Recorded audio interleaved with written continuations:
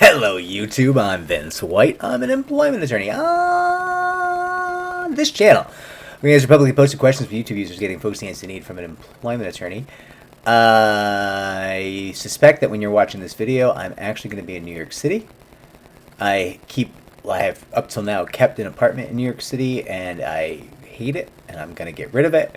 So I'm probably down in New York City packing up my apartment, which I'm super thrilled about. But we have today a question from YouTube user Alfalfa, who has asked us many questions, always great questions. I think Alfalfa's questions help a lot of folks, so we like to answer them. Alfalfa's question sounds a little something like this. Hi Vince, I'm curious how common it is for an employment case to be thrown out or forced into arbitration before the plaintiff even gets to the summary judgment phase. Thank you. Okay, so there is essentially 2 points when a case can be thrown out without a trial. And let's really quick just define where we are. When you say a litigation, well, I guess you said employment case, and I'm hearing litigation, but let's say, listen, in most agency processes, there is not a motion to dismiss or a summary judgment phase. There's not a dispositive motion phase. Certainly at the EEOC level, for private employees, it does not exist. And in most state agencies, it also does not exist. Now, there is another process in many state agencies where a case can be dismissed without trial. Often that process will sound like a finding of no probable cause. That happens. But keep in mind, rules are different in different jurisdictions, different states, and you need to figure out what is going on locally with your local counsel. Most what I say is generalities or based in New York for state law. So right off the bat, let's throw out the agencies and assume you're talking about an actual litigation in federal or state court. Now, things are, again, going to be different in state court depending on the state you're in. That's fine. This is a general answer for that, and tends to be more direct for federal litigation, right? We're talking primarily about federal litigation, but a lot of what we're talking about here might inform you at least with a general notion or general understanding of how things work in state court as well. If you're in litigation and your case is being dismissed outright, so it's being kicked out of the court either with or without prejudice. What does that mean? With prejudice means you can't bring it again, at least not the same claims, the same facts. Without prejudice is, hey, you're out of here, but you're welcome to try again. If your case is being dismissed outright, you are facing the result of either a motion to dismiss or a summary judgment motion. These are called dispositive motions. Now, in most jurisdictions, the motion to dismiss can either come before the defendant even answers your complaint, or they can file an answer and then file a motion to dismiss. The motion to dismiss will generally be aimed at the law, right? Hey, that complaint you filed fails to state a claim. The arguments you're making, we disagree with them. We don't think that actually fits with the way the law, the statute, the claim operates, and we think that you have, even assuming everything in your complaint was true, we don't think you have a claim. That is always tough, right? And generally, motion to dismiss that gets an entire complaint kicked out is a sign that there was some kind of flaw in the legal theory or the drafting process. Or, listen, certainly there's judges who just don't get things right. Like, listen, I've seen cases, I've worked on cases that were brought with slightly novel legal arguments, underpinning them, and the judge was just like, nah, we're not going to do that. Nope, you're out of here. And then you gotta fight that. Maybe you gotta appeal. There's a lot of things you gotta do. A summary judgment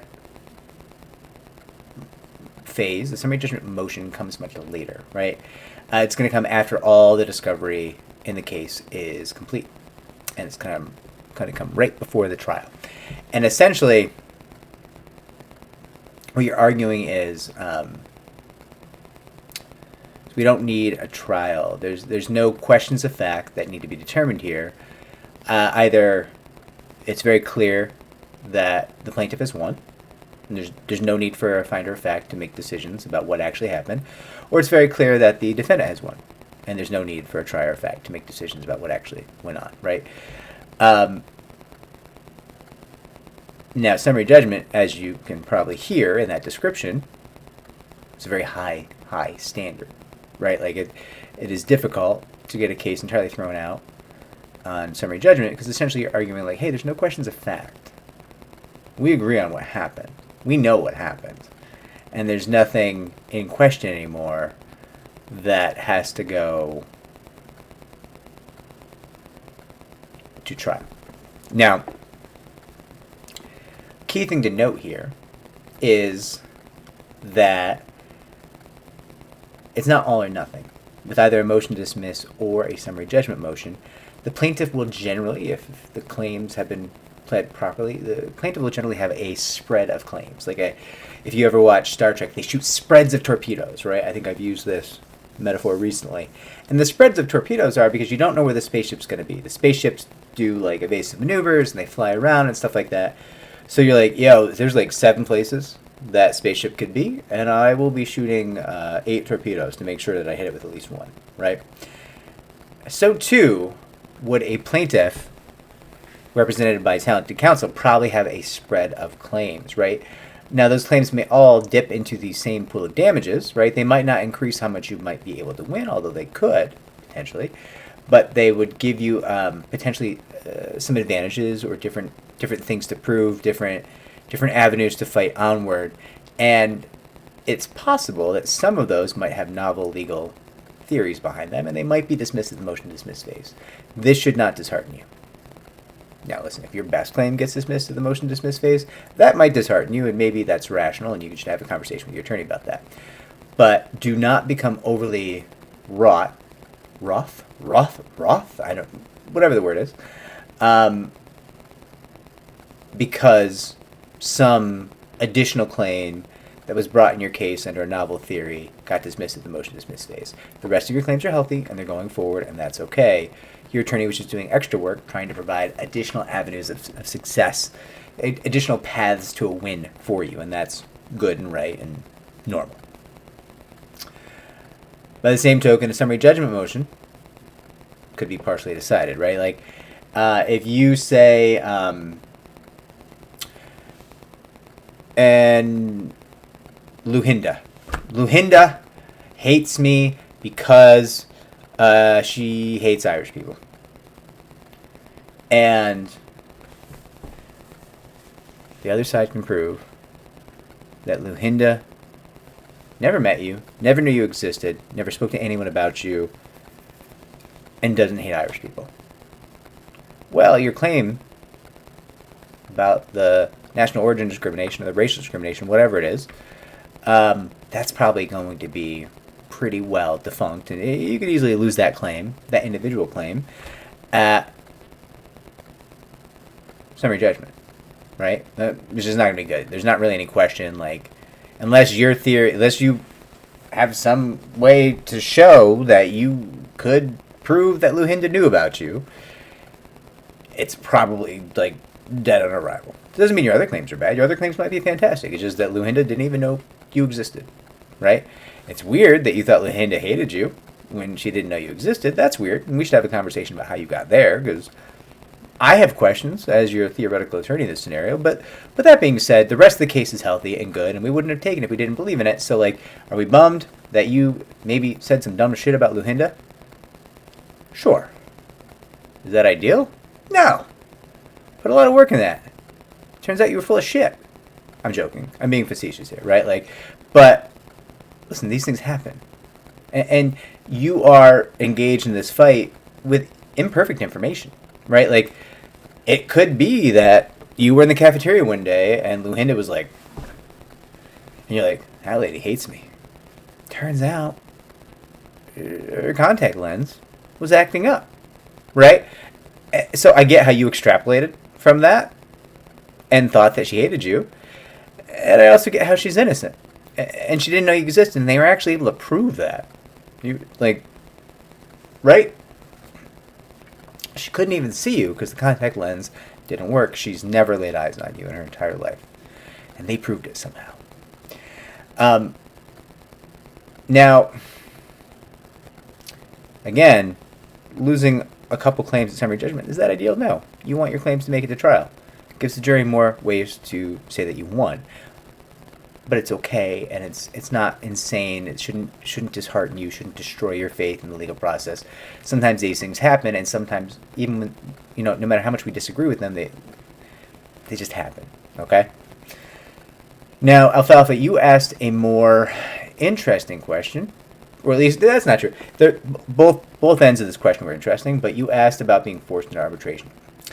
So, if you engaged in an arbitration agreement, you have in an arbitration agreement, be it something you voluntarily signed into or something you were forced to sign as part of the terms of your employment, whatever it is, mandatory or voluntary arbitration, you could be subject to that arbitration agreement, depending on where you are and depending upon the law of the land when you watch this video. So, certain parts of the country, that law is in flux in terms of whether mandatory arbitration would be legal or not.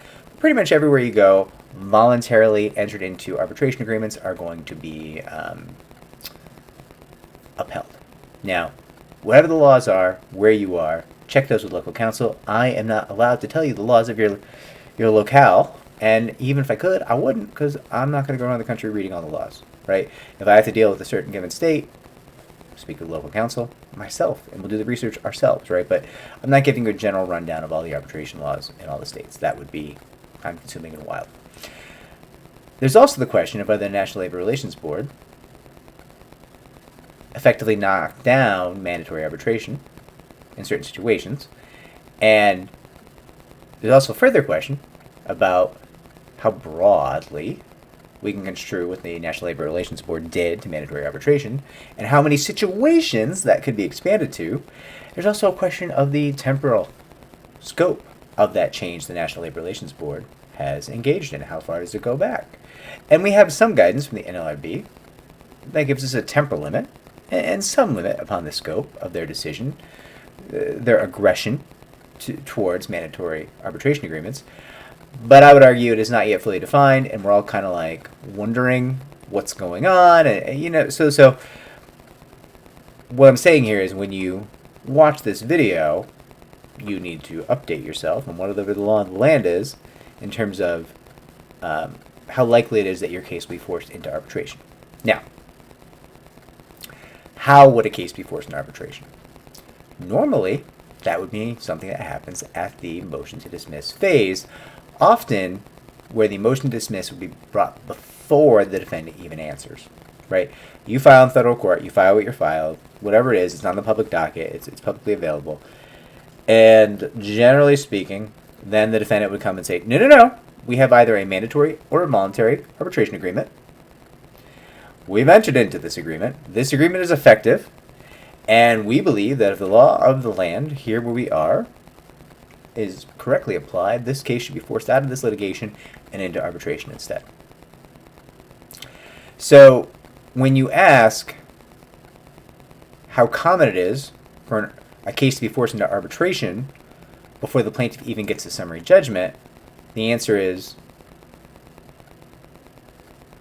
well, that would happen way before summary judgment, right? You wouldn't litigate an entire case, likely, probably, you wouldn't litigate an entire case and then at the end of the case be like, we want to enforce that arbitration agreement. That wouldn't make sense. It would also weaken your position because then the court would be like, why did you waste all of our time? A lot of state or federal funds went into running this litigation for you. Why are you now trying to make this argument? Because clearly this litigation just didn't go well for you, and now you want to go try to redo it in arbitration, which isn't probably going to be that great of a venue for you, but okay, that's what you're trying to do, so that'd be a very low success rate move, in my opinion. Generally, the move to arbitration, the move to enforce an arbitration agreement of either kind, voluntary or involuntary, mandatory, would happen right off the bat, overwhelmingly likely. Alfalfa, I hope that this helps. Listen, somebody else asked a question the other day, and I've been pretty clear about this in the channel, but they asked, in my practice as an arbitrator, I sit as an employment arbitrator, In my practice as an arbitrator, do I hear arbitrations in which the employee is mandated? Arbitration was mandatory for them. It was determined their employment. They didn't get a choice. They didn't volunteer for arbitration. I do not. I personally choose not to hear mandatory arbitrations. I hear voluntary arbitrations. I think arbitration can be a great option for many people in many circumstances. I love the efficiency of arbitration. I love the higher subject matter expertise that arbitrators can bring to a specific field of law. I think there's a variety of reasons why arbitration is wonderful. It's also more private. There are many people who don't want to expose themselves to a public docket. And if both parties agree, like if you're the employee and the employer's over there, they're both like, we'd love to keep this quiet. Well, that's fine. If everybody agrees on that, I don't see why the plaintiff should have to be harmed. Right? They're the one who's already been harmed. Why would they be harmed more with a public filing they don't want, right? And I'm just saying it's a harm because they don't want it, right? Like it could, listen, that's a concern, right? I get it. It's a concern for many plaintiffs. So if they want arbitration and the employer wants arbitration, and you can get somebody that understands your industry or understands the laws of our field better than the average judge might, because the judges hear many kinds of cases, and certainly better than the average juror might, because they're not attorneys at all, well, that sounds swell to me. That sounds like it's quite a good option if that option suits you as the plaintiff, and that, for me, is the most important thing. Is arbitration what you want? I think that's important. I think it's very important for me in my practice. Anyways, Alfalfa, I hope this helps. Like, subscribe, comment down below, share our channel so it can grow. Yay! Take care, everybody.